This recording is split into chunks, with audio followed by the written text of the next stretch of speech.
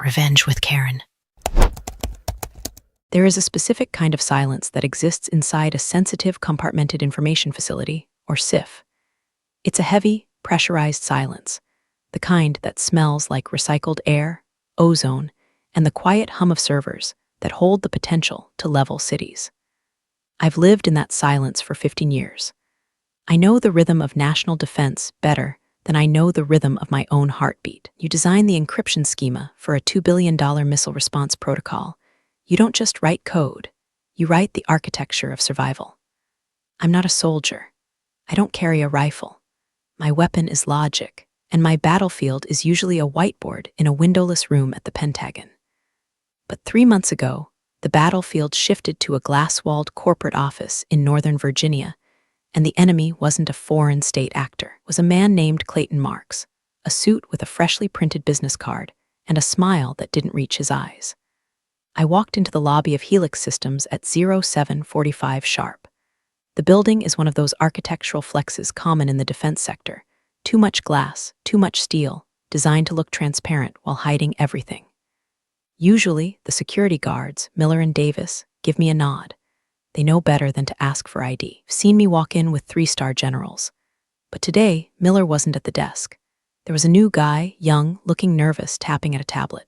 I approached the turnstiles. I pulled my badge from my purse, a hard plastic card with a magnetic strip that had granted me access to rooms that don't officially exist. I tapped it against the reader. Beep beep. Red light. I frowned, adjusting my grip.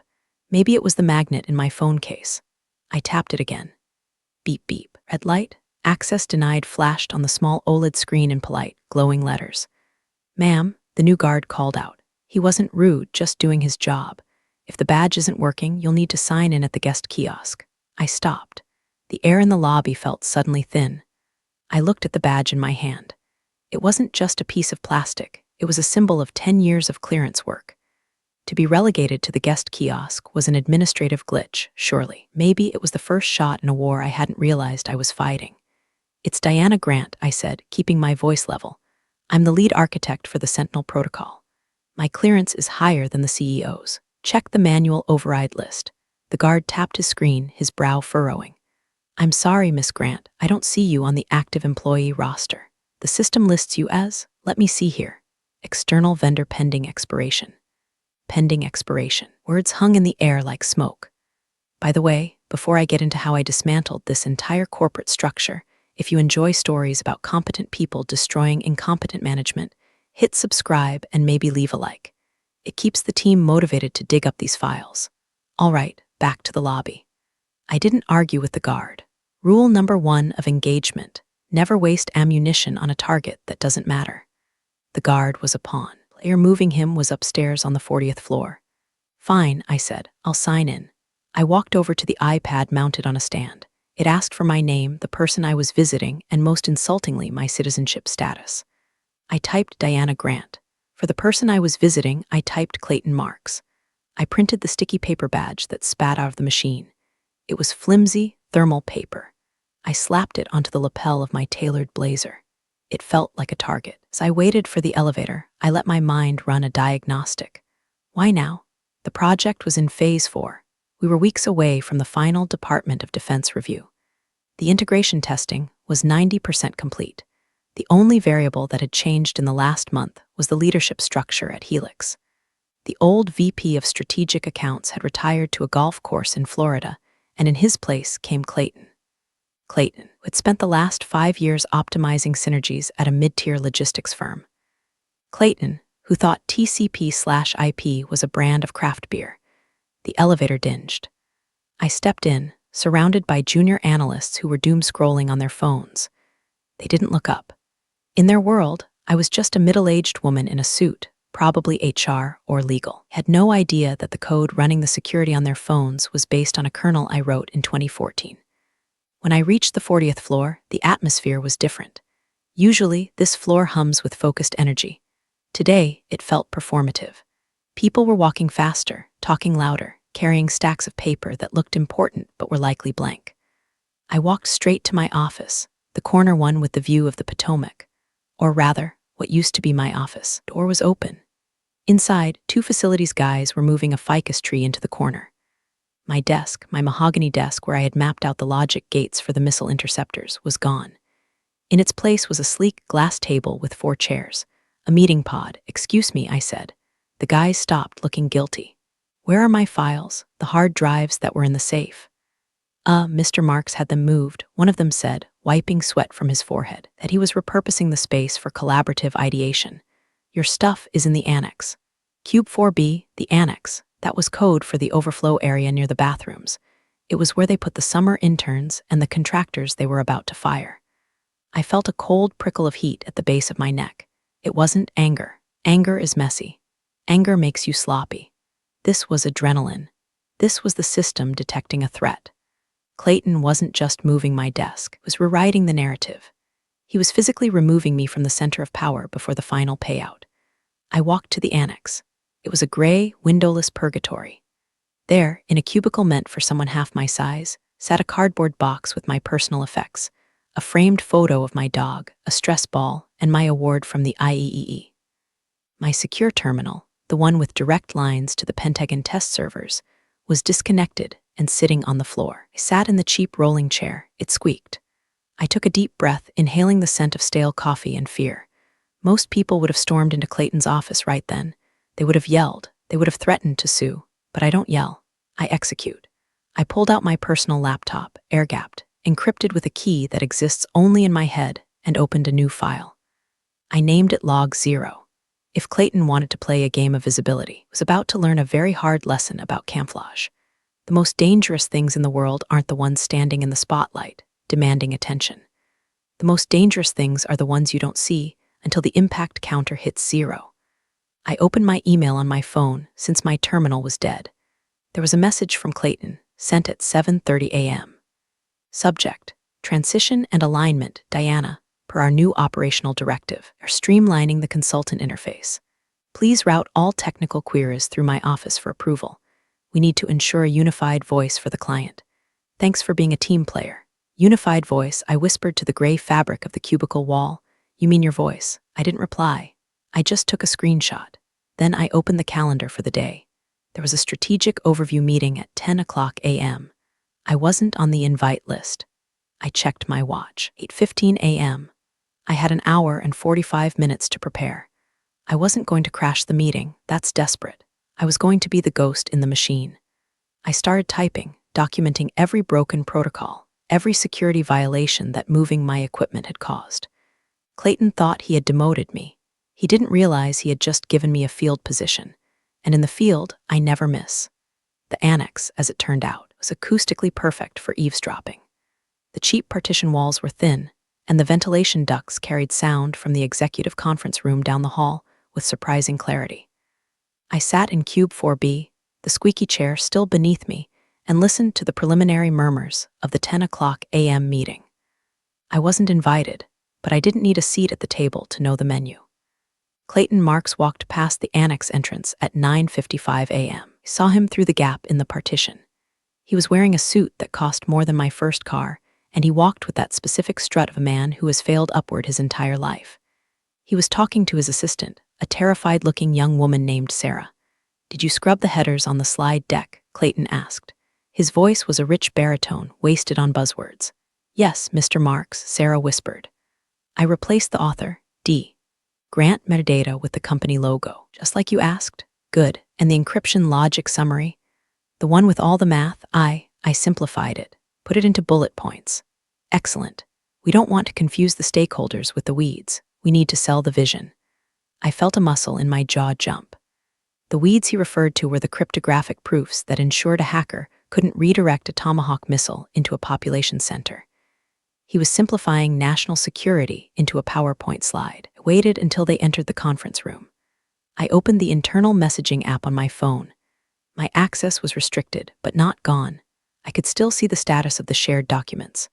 I watched in real time as the file Sentinel Protocol v4.5 final was modified. The last edited by tag switched from D. Grant to C. Marks. He wasn't just taking credit, he was erasing the audit trail. This was dangerous. If something went wrong, in defense code, something always goes wrong, the investigators would look at the metadata. If his name was on it, he was liable. But Clayton was too arrogant to understand the liability he was absorbing. He only saw the glory. I decided to take a walk. I needed to see this vision in action. I walked past the conference room. The walls were glass, but they had been frosted recently, another transparency measure that actually blocked the view. The door was slightly ajar. I paused, pretending to check a message on my phone. The key to the Sentinel system, Clayton was saying, his voice projecting for the room, is the synergistic overlay of the AI heuristics. I almost laughed. Synergistic overlay. I had written a polymorphic engine that adapted to intrusion attempts in nanoseconds. He made it sound like a marketing filter. Clayton, a voice interrupted. It was Dr. Aris, the lead systems engineer. He was a good man, brilliant but timid. The heuristic engine isn't an overlay, it's the kernel. If we treat it as an overlay in the documentation, the due compliance team will flag it as a vulnerability. There was a pause. I could imagine Clayton's smile tightening. Aris, look, Clayton said, his tone condescendingly patient. I appreciate the technical nuance. Really, I do. But we are speaking to generals, not coders. They want to know it works. They don't care how the sausage is made. Let's not get bogged down in the how. Let's focus on the wow, the wow. I closed my eyes for a second. This man was going to get people killed. I walked back to my cube. My phone buzzed. It was an email from legal. Subject: Contractor status review. Miss Grant. Per the request of the VP of Strategic Accounts, we are reviewing the necessity of external consultancy for the maintenance phase. Please surrender your physical access keys to security by EOD Friday. Your digital access will be transitioned to read-only effective immediately. They were cutting the cord. Friday was 3 days away. The final presentation to the Pentagon was next Tuesday. Clayton was timing this perfectly.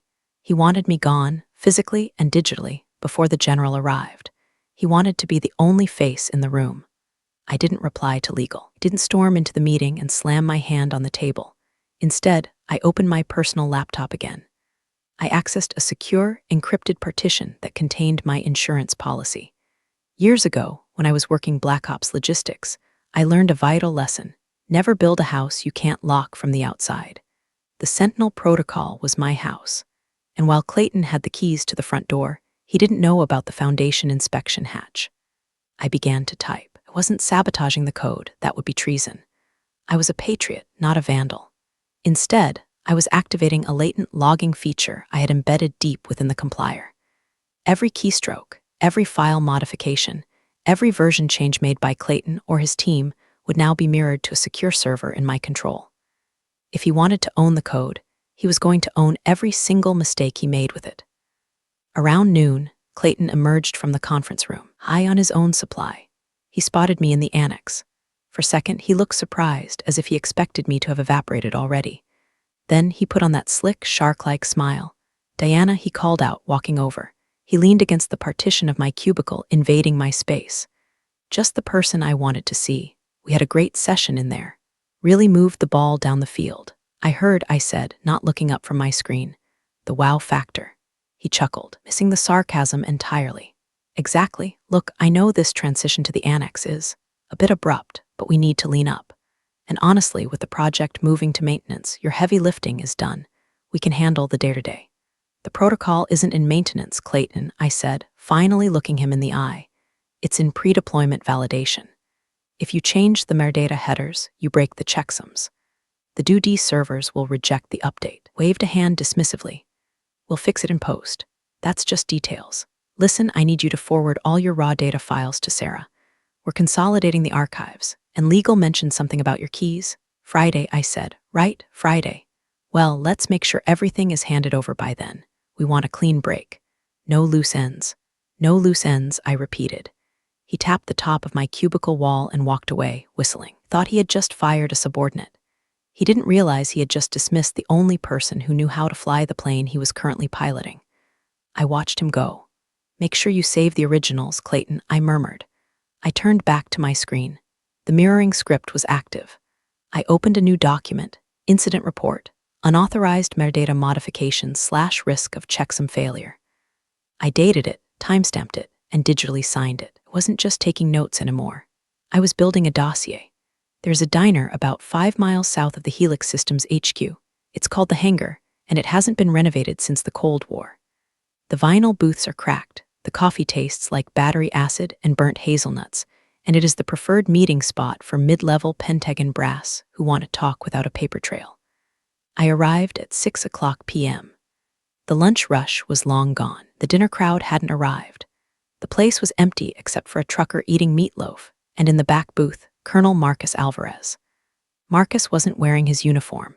He was in a gray hoodie and jeans, looking like a tired dad rather than the man responsible for the logistical deployment of the Eastern Seaboard's missile defense shield. But his posture gave him away. Back straight, eyes scanning the entrance every 3 seconds.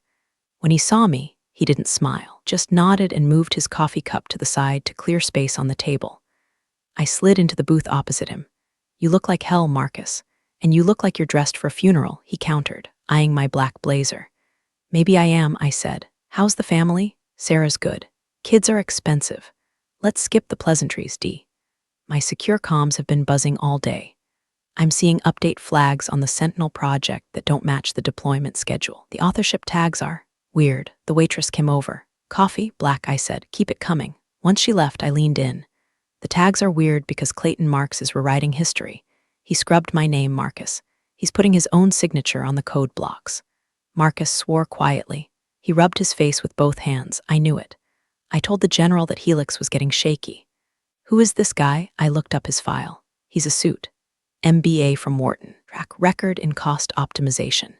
He doesn't know a logic gate from a garden gate. He's the new VP," I said. "And as of this morning, he's the unified voice of the project. I've been moved to a cubicle by the bathroom, and my contract is being terminated on Friday." Marcus froze. He lowered his hands and looked at me with a terrifying intensity. "Terminated? Before the final review? That's suicide. General won't sign off on a system if the architect isn't in the room to vouch for it." "Clayton thinks he can vouch for it," I said dryly. "He thinks it's just a matter of selling the vision. He's going to crash the whole damn grid," Marcus hissed. "Diana, you know the integration protocols. If he forces an update with broken checksums during the live demo next week, the system will lock down. I finished for him. It will interpret the mismatch as a hostile injection. We'll brick the defense servers for 48 hours while it purges the cache. We'll be blind. And $2 billion goes down the drain, along with my career and the general's stars." Marcus looked ready to punch the table. I should call him now. I should have MP pulled this Clayton clown out of his office. "No," I said sharply. "Not yet." "Why the hell not?" "Because if you intervene now, Clayton spins it. He'll say I'm a disgruntled contractor poisoning the well. Say the military is overreaching into corporate governance. He has the board in his pocket right now. He's promising them higher margins by cutting expensive consultants. If you attack him, he becomes a martyr." I reached into my purse. I pulled out a small, ruggedized external hard drive. It was black, heavy, and unassuming. "What's this?" Marcus asked. "This," I said, sliding it across the sticky Formica table, "is the truth. Contains the source code as of 0700 this morning, signed with my private key. It also contains a log of every change Clayton has made since he took over. It has the original threat simulations, the failure scenarios he deleted because they looked too negative, and the emails where he instructed his team to bypass the safety checks." Marcus put his hand on the drive. He didn't pick it up immediately. He just covered it, protecting it. "Want me to hold this?" "I want you to keep it off the grid," I said. "Don't plug it into a 2D machine yet. Just have it ready when the time comes." "When is the time?" "Tuesday," I said, "the final presentation." Marcus looked at me, realizing the plan. A slow, grim smile touched his lips. "You're going to let him hang himself." "I'm going to hand him the rope," I corrected. "He's the one tying the knot." The waitress returned with the coffee. The pot was stained brown, glass chipped. It was the most honest thing I'd seen all day. I took a sip. It was terrible. It was perfect. "One more thing," Marcus said, slipping the drive into his hoodie pocket. "We're hearing chatter. The board is nervous. They know Clayton is a risk, but they like his numbers. If he pulls off this presentation, he's untouchable. He becomes the CEO within a year." "He won't pull it off," I said. "How can you be sure?" I looked out the window at the parking lot, where a single street lamp was flickering. "Because he thinks the Sentinel protocol is a product. He doesn't understand that it's a living system. He thinks he can bully the code like he bullies his assistants." I turned back to Marcus. "He doesn't know that I built a dependency into the core logic. It requires a manual handshake, a specific cryptographic key entered by the lead architect every 30 days. If that handshake doesn't happen, System lockout, Marcus whispered. Handshake is due on Tuesday, I said. At 14:00 hours. Right in the middle of his presentation. Marcus laughed, a short, barking sound. You're cold, Diana, ice cold. I'm not cold, Marcus, I said, picking up the check. I'm just quality control. The next morning, I engaged in the futile ritual known as going to HR. In the corporate world, human resources is often described as a neutral arbiter. In reality, are the immune system of the company, designed to identify and isolate foreign bodies. And right now, I was the virus. I sat across from a woman named Tiffany. She was 20-something, with a smile that looked like it had been focus grouped. Her office was filled with inspirational posters. Teamwork makes the dream work. Visualize success. So, Diana, Tiffany said, scanning the formal complaint I had just slid across her desk. You're alleging intellectual property theft and hostile work environment. I'm not alleging it, Tiffany. I'm documenting it. Clayton Marks has removed my name from the copyright headers of federal defense software. That's a felony under the Federal Acquisition Regulation. He has also instructed staff to ignore safety protocols. Tiffany sighed, the sound of someone dealing with a toddler who won't eat their peas. Diana, look. Clayton is very dynamic. His style is new. Sometimes, change can feel like hostility. But we have to look at the big picture. He's trying to create a cohesive brand narrative. Brand narrative? I repeated, my voice dropping an octave. We are building missile defense systems, not selling yoga pants. If the narrative is wrong, people die. Tiffany tapped her pen on the desk. See, this is the attitude I've been hearing about. Rigid, not a culture fit. Diana, your contract is ending. Maybe it's best to just let go. Finish the week, take your severance, and move on. Why burn bridges? I'm not burning bridges, I said, standing up. I'm reporting an arsonist. Tiffany didn't write anything down. She didn't open a file. She just smiled that plastic smile. I'll make a note of your concerns, Diana, but honestly, the board is very happy with Clayton's direction. I walked out. I had done my duty. I had filed the paperwork. The system had failed to correct itself. Now, it was free to use manual override. I went back to the annex. It was Thursday. 1 day left before my access was revoked. I had to move fast. I waited until lunch. The office cleared out around 12:30. Clayton always took a 2-hour lunch with potential investors, i.e., his buddies from the country club. The bullpen was quiet. I opened my laptop. I connected to the internal network. Because Clayton had insisted on streamlining access, he had merged the admin permissions. In his arrogance, he had given himself super user status, but he hadn't changed the default root password on the new server cluster. Login, admin password, password 123. I stared at the screen. It was pathetic. It was insulting. I was in. I navigated to the core directory. I found the file Sentinel kernel v5.0. This was the build they were planning to demo on Tuesday. I opened the code. Didn't delete anything. That would be sabotage. Instead, I located the 3 key modules responsible for the graphical user interface, the pretty pictures Clayton loved so much. I applied a layer of encryption to them, not a heavy one, just enough that the system would need to verify the author's credentials to render the graphics. If the author was listed as Clayton Marks, the system would check his hash against the code's hash. Since Clayton hadn't written a line of code in his life, the hashes wouldn't match. The system wouldn't crash. It would simply refuse to display the wow factor. Instead, it would display a raw error log. Specifically, error 403, author verification failed. Please contact administrator. I set the encryption to activate on a timer. Tuesday, 13:59, 1 minute before the presentation started. I also found the email Clayton had sent to the CFO, one Tiffany had hinted at. Subject, the grant issue, don't worry about her complaints. She's old guard, dinosaur, we need fresh blood. I'll have her out by Friday. Once she's gone, we can reallocate her budget line to the marketing push. Who needs a $200K architect for maintenance, right? I saved the email. Then, I did something petty.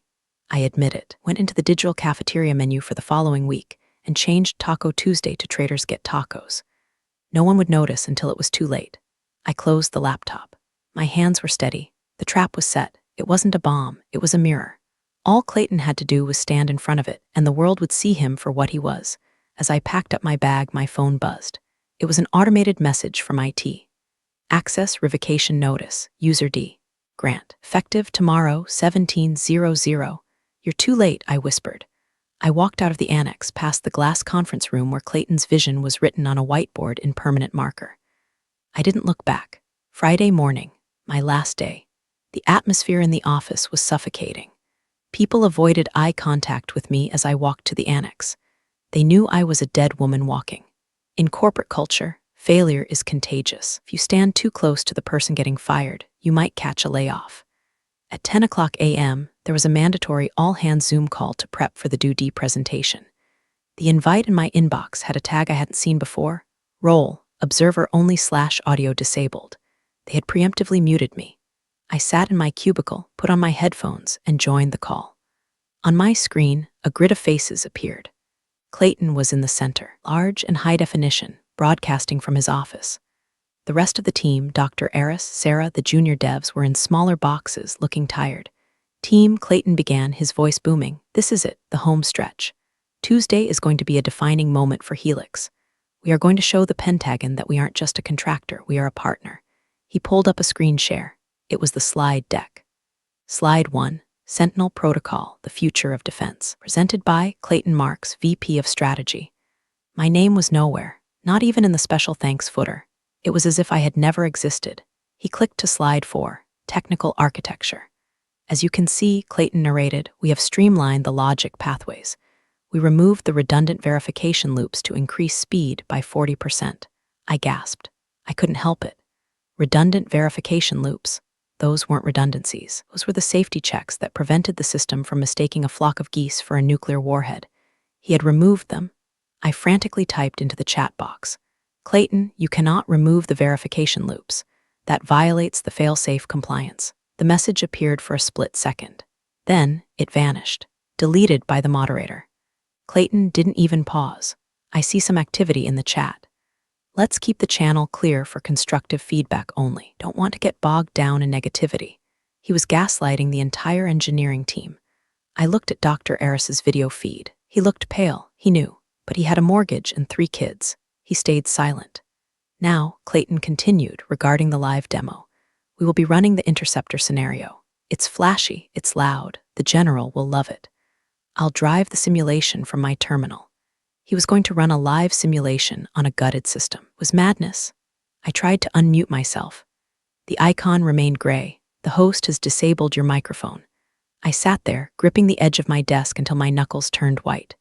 This was the ultimate power move. He wasn't just firing me, he was forcing me to watch him dismantle my life's work while gagging me. Any questions? Clayton asked. No? Great, let's break. Great work, everyone. Especially you, Sarah, on those slides. Really pops. The call ended. Screen went black. I took off my headphones. The silence in the annex was deafening. I felt a tear hot and sharp in the corner of my eye. I wiped it away angrily. No, I would not cry for this man. I spent the rest of the afternoon deleting my personal files. Not the project files, I left those intact, the poisoned chalice for Clayton to drink from. I cleared my browser history. I wiped my local cache. At 4:45 p.m., a security guard, Miller, one who usually nodded to me, appeared at my cubicle. He looked miserable. Miss Grant, he said, holding a cardboard box. Mr. Marks asked me to escort you out. He wants your badge and your laptop. I stood up. I buttoned my blazer. I picked up my purse and the small framed photo of my dog. It's okay, Miller, I said softly. You're just following orders. I handed him the badge. I handed him the laptop. He said, you're not allowed back on the premises, Miller added, looking at his shoes. Don't worry, I said. I won't need a badge for where I'm going. I walked out of the building. The sun was setting, casting long shadows across the glass facade of Helix Systems. I got into my car. I didn't go home. I drove to a parking lot overlooking the Potomac. I sat there for an hour, watching the river move, dark and inevitable. Clayton thought he had won. He thought he had erased me. He had made one critical error. He forgot who the audience was on Tuesday. He thought he was performing for a boardroom. He was actually performing for the only people on Earth who valued competence over charisma. And I had a front row seat. The weekend passed in a blur of nervous energy. I didn't sleep much. I spent my time reviewing the mirrored logs on my personal server, watching Clayton's digital footprints as he frantically prepared for Tuesday. He was editing slides at 2 o'clock a.m. He was sending emails to the catering company, obsessing over the type of sparkling water to be served. He was rearranging deck chairs on the Titanic. On Sunday night, my phone buzzed. It was an unknown number. "Hello, Miss Grant." The voice was whispered, shaky. It's Kevin, junior dev, from the back-end team." "Kevin," I said, my voice softening. "You shouldn't be calling me." "If Clayton finds out, I don't care," Kevin interrupted. I had to say it. "We all know. The whole team. We saw the commit logs before he scrubbed them. We know you wrote the kernel. We know he's taking credit." There was a silence on the line. I felt a lump in my throat. Validation, when you've been gaslit for weeks, feels like oxygen. "Thank you, Kevin. That means more than you know." "He's driving us crazy," Kevin continued, his voice picking up speed. "He's making us hard-code the simulation results. Wants the demo to show a 100% intercept rate, even though the physics engine says it should be 85%. He's faking the data, Miss Grant. He's rigging the test." "I know, Kevin. What do we do?" Dr. Aris is too scared to speak up. "If this system goes live like this..." "Listen to me," I said, my voice shifting into command mode. "Do exactly what he says. Hard-code the results. Let him have his 100% intercept rate. Fight him. But Kevin, trust me, do you have a secure email?" "Yeah, Proton Mail. Text it to me. I'm going to send you a file. It's a sealed envelope. Don't open it. Just keep it on your desktop. If anyone asks, say it's a diagnostic tool I left behind. On Tuesday morning at 9 a.m., I want you to forward that file to General Sloan's adjutant." "Can you do that?" "General Sloan," Kevin squeaked. "Want me to email the Pentagon?" "It's just a file, Kevin. It's harmless, unless you're a liar. Then it's very dangerous." "Okay," he breathed. "Okay, I'll do it. For the record, you were the best boss I ever had. Keep your head down, Kevin." I hung up. The file I sent him wasn't code. It was a PDF. It was a timeline. A simple, chronological list of every decision Clayton had made that compromised national security, cross-referenced with the federal code it violated. By Monday, the atmosphere at Helix was apparently toxic. According to the mirrored emails, rumors were swirling. Someone in accounting had leaked that Clayton was already shopping for a new company car, a Porsche, on the company dime, anticipating his bonus. The engineering team was in revolt, silent but palpable. Clayton sent a company-wide email at 4 p.m. on Monday. "Team, tomorrow is our Super Bowl. I want everyone in their best dress." Smiles on. "Are selling the future. Let's make it happen." See, he signed it C, like he was James Bond's boss. I spent Monday evening ironing my suit, not the gray one I usually wore, the navy blue one, the power suit, the one I wore when I briefed the Senate Oversight Committee. I wasn't invited to the meeting. I had been banned from the building. But there is a loophole in every contract, a backdoor in every system. General Sloan wasn't just a client. It was my former commanding officer from my time as a civilian analyst in Kabul. We had history. And more importantly, General Sloan hated one thing above all else, being lied to. I had sent a text to Marcus on Sunday. "Diana, is the general aware of the guest list?" "Marcus, he thinks you'll be there. Clayton listed you as lead consultant on the agenda he sent to the Pentagon." I stared at the text. Clayton was lying to the general about my presence, was using my name to get them in the room, planning to explain my absence with some excuse. "Oh, Diana is sick, or she had a family emergency." He was using me as bait. "Diana, don't correct him. Let him believe I'm coming." "Marcus, copy that. See you in the kill zone." I checked my reflection in the mirror. I looked tired, but my eyes were clear. Tomorrow, Clayton Marks was going to learn that you can steal code, you can steal credit, and you can steal an office. You cannot steal the room. Tuesday morning broke with a sky the color of bruised iron. Rain lashed against the windshield of my car as I drove toward Helix Systems. It was fitting weather for demolition. I arrived at 13:30. The presentation was scheduled for 14:00. The parking lot was full of black SUVs with government plates. The general's entourage had arrived. I walked to the front entrance. The young guard from last week was there, saw me approaching and looked panicked. He reached for his radio. "Miss Grant," he stammered as I pushed through the revolving door. I can't let you in. Mr. Marks was very specific. You're on the do not admit list." I stopped. I looked him in the eye. I didn't shout. I didn't beg. I reached into my pocket and pulled out a different badge. Not a Helix badge, a Department of Defense contractor badge, issued directly by the Pentagon. It had a gold chip, granted access to any facility hosting classified DoD material. "I'm not here as a Helix employee, son," I said. "I'm here as a federal asset inspecting a secure site. If you block me, you are obstructing a federal audit." "Do you want to explain that to the MPs outside?" The guard swallowed hard. He looked at the badge, then at the SUVs outside, then back at me. The color drained from his face. He lowered the radio. "Go ahead, ma'am." I walked past him. Step 1 complete. I took the elevator to the 40th floor. The silence was absolute. The entire floor had been cleared for the VIPs. The hallway leading to the boardroom was lined with fresh flowers, lilies. They smelled like a funeral. I reached the heavy oak double doors of the boardroom. I could hear voices inside, laughter, the clink of china. They were having coffee before the start. I smoothed my blazer. I took a breath. I pushed the doors open. The room froze. It was a large oval table. At the head sat General Sloan, looking like a granite statue in dress blues. Beside him was Marcus, who gave me a microscopic nod. On the other side were the Helix executives, the CFO, the CEO, and Clayton. Clayton was standing near the screen, holding a laser pointer. When he saw me, his smile faltered for a fraction of a second before reassembling into a mask of annoyed condescension. "Diana," he said, his voice loud enough to carry, "I didn't realize you were coming. We've already started the preliminary briefing." He walked over to me, positioning his body to block me from the general's view. He lowered his voice to a hiss. "What the hell are you doing here?" "I told security I'm here for the presentation, Clayton," I said calmly. "I'm the architect." He laughed, a sharp, incredulous sound. He put a hand on my shoulder, a patronizing, heavy grip. "Diana, look, appreciate your past contributions. Really, but this is a strategic level discussion. We need the A-team in here. Your support staff, and frankly, you're disrupting the flow." He turned to the room, smiling at the general. "Apologies, General, miscommunication with our vendor. We like to run a tight ship." He turned back to me, his eyes cold and dead. "Consultants wait outside, Diana. There's a chair in the hall. We'll call you if we need." Tech support. Room was silent. The CEO looked at his notepad. The CFO checked his watch. No one spoke. They were letting it happen. They were watching him kick me out of my own life. I felt the heat rise in my cheeks. The humiliation was physical, a blow to the gut. To be dismissed like an unruly child in front of the men I had served for a decade. I looked at Clayton. I looked at the door. "Is that your final decision, Mr. Marks?" I asked. "It is," he said. "Please, leave." I nodded slowly. I turned around. I walked toward the door. My heels clicked on the parquet floor, marking time. Click, click, click. I reached for the handle.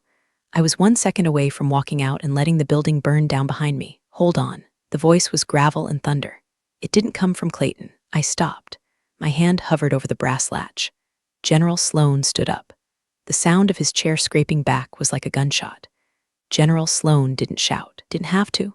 When a 3-star general speaks, the acoustics of the room rearrange themselves to accommodate him. "Clayton," the general said, "did I hear you correctly? Did you just refer to Miss Grant as support staff?" Clayton blinked, his smile wavering. "Well, yes, General. In the corporate hierarchy, she's an external contractor."